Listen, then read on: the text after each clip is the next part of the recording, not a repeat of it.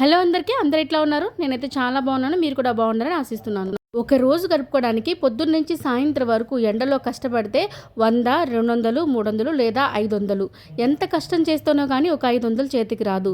అలాగే నెలకు ఒక 20,000, 30,000 వస్తే వాటిలోనే ఇంటి బాడుగులు, నెల ఖర్చులు, పిల్లల ఫీజులు, తిండి తిప్పలు, పండుగలు ఇలా బోల్డన్నే ఉంటాయి. వాటితో పాటు పిల్లల కోసం ఎంతో కొంత ఒక రూపాయి దాచాలనే తపన. ఇంటి మీద ఎన్ని సమస్యలున్నా కష్టాన్నే నమ్ముకొని పైకొచ్చే వాళ్ళు ఉన్నారు. అలాగే ఎన్ని కష్టాలున్నా ఆఫీసుల్లో కానీ పనిచేసే దగ్గర కానీ తప్పుదారుల్లో వెళ్తే కాస్త డబ్బులు ఎక్కువ వస్తాయి తెలిసినా కూడా ఎటువంటి తప్పు చేయకుండా నిజాయితీగా బతికేవారు ఉన్నారు. రోజు కూలికి వెళ్లేవాడు పొద్దుటి నుంచి రాత్రి వరకు కష్టపడకుండా అసలు శ్రమే లేకుండా ఏ దొంగతనమో ఏ మోసమో చేశాడనుకో అసలు వాడికి పేదరికమే లేకుండా గొప్పోడైపోతాడు కష్టం లేకుండా. అదే ఆఫీసుల్లో కూడా తప్పుదారులు చాలానే ఉంటాయి. ఒక్క తప్పుదారులోకి వెళ్ళినా సరే మనకి వచ్చే జీతం కన్నా ఎక్కువే వస్తాయి. అయినా కూడా వాటన్నిటిని పక్కన పెట్టి కష్టాన్ని నమ్ముకుంటూ నిజాయితీనే పెట్టుబడిగా పెట్టుకుంటూ ముందుకెళ్తారు సామాన్య ప్రజలు. ఎన్ని కష్టాలున్నా తన సొంత రెక్కలతోటే ఎదురిదాలని అనుకుంటాడు. ఎవరికి కనిపించని ఒక సామాన్యుడు ఇంత నిజాయితీగా బతుకుతుంటే అందరికీ కనిపిస్తున్న వాళ్ళు వారిని చూసి ఇంకొక 10 మంది నేర్చుకునే వృత్తిలో ఉన్న వాళ్ళు ఇంకెంత నిజాయితీగా ఉండాలి.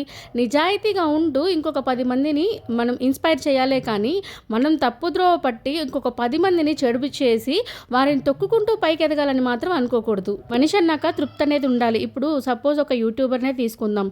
మొదట్లో 10 వ్యూస్, 20 వ్యూస్, 30 వ్యూస్, తర్వాత 100, 1000, 1,00,000 వ్యూస్, రూపాయి కూడా రాని దగ్గర నుంచి ఎంతో కొంత రావడం మొదలవుతుంది. ఇంకా పెద్ద పెద్ద యూట్యూబర్స్కి అయితే లక్షలు కూడా వస్తాయి. అది సరిపోదా? అది సరిపోక ఈ యాప్లని ఆ యాప్లని ప్రమోట్ చేసి ఇంకొక నలుగురు దాని బారిన పడి దాన్ని చూసి మోసపోయి ప్రాణాలు కూడా పోగొట్టుకుంటున్నారంటే ఒకరిని చూసి ఒకరికైనా భయం రావాలి కదా. ఒకరు చేశారు కదా, ఏం కాలేదు, మనం కూడా చేస్తే ఏమవుతుంది. ఆల్మోస్ట్ యూట్యూబ్లో అంతా ఇదే జరుగుతుంది. ఒకరిని చూసి ఒకరు అన్ని చేసుకుంటూ పోతారు. కానీ మంచి చూసి మంచి చేసుకుంటూ పోతే పర్వాలేదు, కానీ చెడుని చూసి ఇంకొక 10 మందిని చెడిపేలా మనం ఏవి చేయకూడదు. యూట్యూబ్లో సక్సెస్ అనేది చాలా కష్టమైంది. ఒకసారి సక్సెస్ అయిన తర్వాత అందులో వచ్చిన సంపాదనే మనకి చాలు అనుకోవాలి. ప్రతి మనిషికి తృప్తి అనేది ఉండాలి. ఆ తృప్తి లేకుండా ఉన్నవాడు ఎప్పటికీ తృప్తిగా ఉండలేడు. ఇప్పుడు నేనున్నానండి, నాకు ఈ జీవితం దేవుడిచ్చిన గొప్ప వరం అనుకుంటాను. ఇలాంటి జీవితం కావాలని ఒకప్పుడు దేవుడిని ఎంతో అడిగాను. కాస్త లేట్ అయినా సరే నేను కోరుకుంది నాకు దక్కింది. అయితే నాకు ఇది దక్కిన తర్వాత ఇంకా ఇక్కడి నుంచి పైకి ఇంకా ఆస్తులు కావాలి, కోట్లు సంపాదించాలి, బంగ్లాలు కొనాలని నేను అనుకోవట్లేదు. నేను ఏదైతే దేవుణ్ణి కోరుకున్నానో నాకంటూ ఒక ఇల్లు, పిల్లలు, ప్రేమగా చూసుకునే భర్త, పెళ్ళైన ఆడపిల్లకి కావాల్సిన ఒక బేసిక్ ఆర్నమెంట్స్, 2 పిల్లల్ని తీసుకొని బయటికి వెళ్ళడానికి ఒక చిన్న కారు. చెప్పాలంటే ఇవి కూడా చాలా వరకు సమాజం కోసమే, సమాజంలో గౌరవం కోసమే. ఈ రోజుల్లో బట్టలు ఇంకా నగలు, ఒక చిన్న కారు లేకపోతే ఎవడు కూడా మనిషిని గౌరవించట్లేదు. ఇది చాలు నా జీవితానికి, ఇంతకన్నా నేనేమి కోరుకోవట్లేదు. ఇక్కడితో తృప్తి పడుతున్నాను. అంతేగాని ఇంకా మా వారు బాగా సంపాదించేయాలి, బంగారం వడ్డానాలు కొనేయాలి, ఇంకేదేదో సంపాదించేయాలని అయితే నేను కోరుకోవట్లేదు. ఈ పరిస్థితి నుంచి కిందకి వెళ్లకుండా, అప్పుల సమస్య లేకుండా జీవితం ప్రశాంతంగా ఉండాలి అనుకుంటాను. ఆ తర్వాత నాకేమి ఇవ్వాలనేది ఆ దేవుడికే తెలుసు. ఆయనకే వదిలేస్తాను. ఆయన ఏమిస్తే అదే తీసుకుంటాను, లేదంటే ఇంతటితో తృప్తి పడతాను. నాకు తెలిసినంత వరకు ప్రతి మనిషి ఇలా తృప్తి పడితే బెట్టింగ్ యాప్స్ అలాంటివి అయితే ఖచ్చితంగా జరగవని అనుకుంటున్నాను. ఇప్పుడు మనకి యూట్యూబ్ నుంచి వచ్చే ఇన్కమే లక్షలు వస్తుంటే ఇంకా ఈ బెట్టింగ్ యాప్స్కి ఒక 5 నిమిషాలు కూడా ఉండదు. జస్ట్ ఒక 2 నిమిషాల వీడియోకి అన్ని లక్షలు ఇస్తున్నారంటే అది దాని వెనకాల ఎంత తప్పు ఉన్నది అనేది ఒకసారైనా మనం ఆలోచించాలి. యూట్యూబ్లో లక్షలు వచ్చేస్తున్నాయంటే అందరికీ కాదండి, అందరికీ వస్తున్నాయని అయితే నేను అనట్లేదు. పెద్ద పెద్ద ఛానల్స్ ఉన్న వాళ్ళకి, సెలబ్రిటీస్కి వస్తాయి. వాళ్ళల్లో కూడా సెలెక్టెడ్ పీపుల్ మాత్రమే ఈ బెట్టింగ్ యాప్స్ నుంచి తీసుకుంటారు. అందరూ తీసుకోరు. అంటే ఎథిక్స్ ఉన్న వాళ్ళు ఎవ్వరు ఇలాంటి పనులు అయితే చేయరు. నేను చెప్పాలనుకున్నది అయితే ఇదండి. ప్రతి మనిషికి తృప్తి అనేది ఉండాలి. తృప్తి లేకుండా ఉండి దురాశతో ఉన్నారంటే ఖచ్చితంగా చిక్కుల్లో పడతారని అంటాను.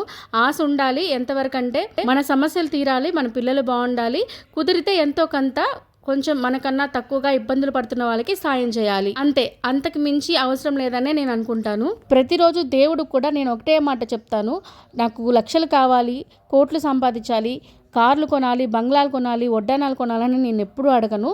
ఒకటే చెప్తాను, నాకు ఈ జీవితం ఇచ్చినందుకు నీకు కృతజ్ఞతలు, ఆయనకు కృతజ్ఞతలు చెప్తాను అంతే.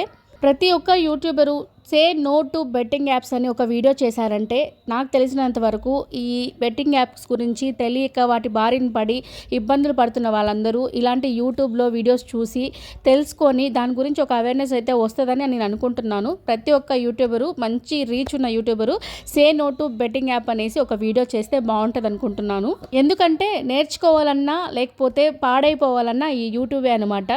చాలా ఉంటుంది నేర్చుకోవడానికి, చాలా వరకు నేర్చుకుంటారు దీన్ని చూసి. అలా కాకుండా కాస్త మైండ్ ఇది పక్కదోవలో వెళ్ళే వాళ్ళు మాత్రం చెడునే నేర్చుకుంటారు. అందుకనే ప్రతి ఒక్క యూట్యూబరు ఇలాంటి ఒక వీడియో చేస్తే say no to betting app అని చెప్పేసి అందరికీ రీచ్ అవుతుంది. అందరూ దీని గురించి తెలుసుకుంటారు. వీలైనంత వరకు ఈ యాప్స్ గురించి ఒక అవేర్నెస్ వచ్చి దాన్ని ప్రమోట్ చేయకుండా కానీ లేకపోతే అవి డౌన్లోడ్ చేసుకొని వాటిని వాడకం కూడా తగ్గిపోతుందని నేనైతే అనుకుంటున్నాను. వీడియో కనుక మీకు నచ్చుతున్నట్లయితే, నా కంటెంట్ మీకు నచ్చుతున్నట్లయితే ఖచ్చితంగా కామెంట్స్ చేయండి ఏ కంటెంట్ మీద వీడియో చేయాలనేది. నేనైతే ఇవాళ మార్కెట్కి వెళ్ళేసి కొన్ని కూరగాయలు అయితే తీసుకొచ్చానండి. తీసుకొచ్చిన తర్వాత నేనైతే పెద్ద వాగుడుకాయని చెప్పాలంటే సైలెంట్గా పని అయితే చేసుకోలేను. మా వారు లేరు. సరే ఒక వీడియో అన్నా చేద్దామని చెప్పేసి ఇంకా ఈ యాప్స్ గురించి ఎక్కువ జరుగుతుంది కదా యూట్యూబ్లో, దాని గురించి మనం కూడా మాట్లాడదాము. ఒక యాజ్ ఏ యూట్యూబర్గా మనం కూడా ఒక చిన్న అవేర్నెస్ తీసుకొద్దాము. చిన్న యూట్యూబర్ అయినా సరే మంచి చెప్పడానికి చిన్న పెద్ద ఏముంది చెప్పండి. మంచిగా తీసుకునే వాళ్ళు మంచిగా తీసుకుంటారు, లేదు నెగిటివ్గా తీసుకునే వాళ్ళు నెగిటివ్గా తీసుకుంటారు. అది వాళ్ళ ఇష్టం. మనం చెప్పడం అయితే మన బాధ్యత. ఇంకా కూరగాయలన్నీ కవర్లో అలాగే పెట్టేస్తుంటే పాడైపోతున్నాయని చెప్పేసి అమెజాన్లో ఈ బాక్సులు అయితే నేను ఆర్డర్ చేసుకున్నాను. నాకు 350 రూపీస్ ఎంతో పడ్డాయి. చక్కగా అన్నీ ఇలా సర్దేసుకొని పక్కన పెట్టుకున్నానంటే ఏవి పాడవకుండా ఎక్కువ రోజులు అలాగే ఉంటున్నాయి. అదొకటి అబ్జర్వ్ చేసి నేను ఇలా పెట్టుకోవడం స్టార్ట్ చేశాను. నార్మల్గా ఇంతకుముందు అయితే ఎలా తెచ్చినవి అలాగే కవర్లో పడేసేదాన్ని. ఇప్పుడు అలా కాకుండా నీట్గా ఇలా చేసి పెట్టుకుంటున్నాను. దీనివల్ల ఫ్రిడ్జ్ కూడా ఎక్కువ క్లమ్జీగా తయారవకుండా ఉంటుంది. వీడియో కనుక మీకు నచ్చితే తప్పకుండా లైక్ చేయండి. అలాగే మీతో నెల్లూరు అమ్మాయి ఛానల్ని సబ్స్క్రైబ్ చేయండి. అలాగే ఈ కంటెంట్ కనుక నచ్చితే షేర్ కూడా చేసేయండి.